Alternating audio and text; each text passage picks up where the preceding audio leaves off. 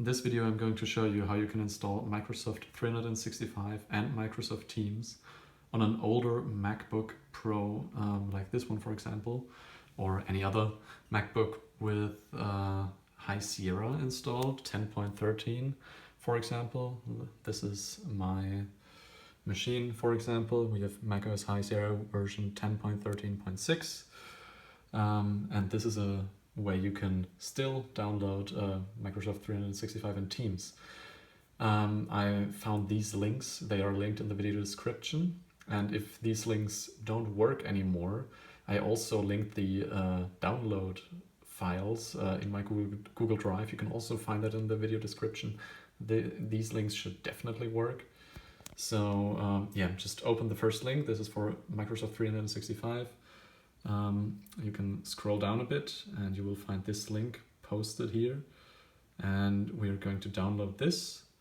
This is 1.5 gigabytes, going to take a bit, and after that we go to this page from Microsoft. With Teams they make it a little bit easier. We just click on this. This will be much quicker. I'm gonna stop these ones because I already downloaded it. And after your downloads are finished, here you can just open, for Microsoft 365, open this upper file. It's going to, well, this is in German right now, but it will look very similar for you.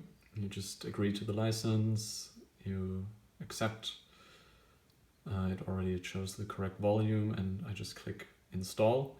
This is going to take a bit. I'm gonna type in my password. Just a second, and yeah, it's going to start installing, and after that you will receive all the programs you need, Excel, Word, PowerPoint, all that stuff. You can in the meantime click on Teams, yeah, just German again, but it's going to be the exact same stuff.